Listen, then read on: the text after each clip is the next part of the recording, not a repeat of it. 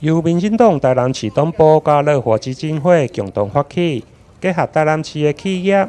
共同挺医护人员的微醺友爱、感恩残芽的活动。第一站对台南市立病院来起跑，由南纺梦时代的微醺酒馆提供200个精致残芽，由市党部执行长蔡立青、乐活基金会执行秘书蔡芳如。甲企业代表共同来观景，感谢我们微醺餐酒馆呢，还有我们乐活基金会来提供我们各大医院的这个给医护人员加油的便当。那我们今天呢，从市立医院开始，那接下来也会到其他医院，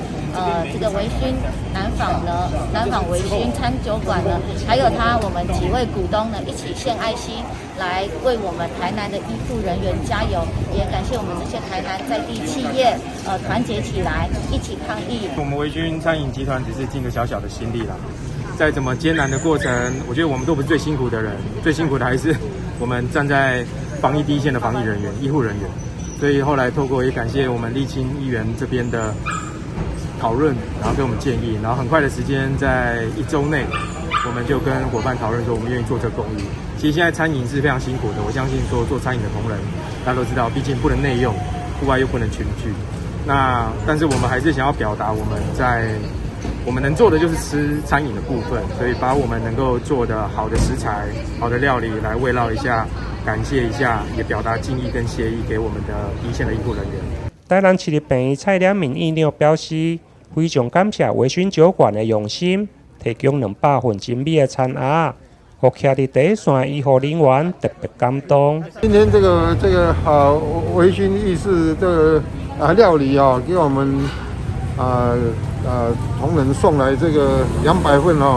非常营养而且又可口的餐盒我想大家在防疫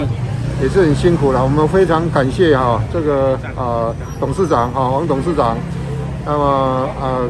这个非常好的心意那我们大家在第一线能够感受说大家对我们的关切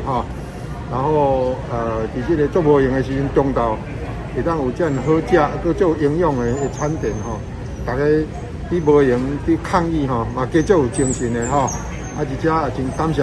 感谢各界对阮的支持而微醺餐酒馆的头家王少奇表示，目前台南市所有的餐厅拢袂用的内容，虽然伫个经营上有淡薄辛苦，不过会用为第一线的医护人员加油打气，做伙抗疫，希望台湾会用早日度过这波的疫情。台南新闻林跟刘品言采访报道。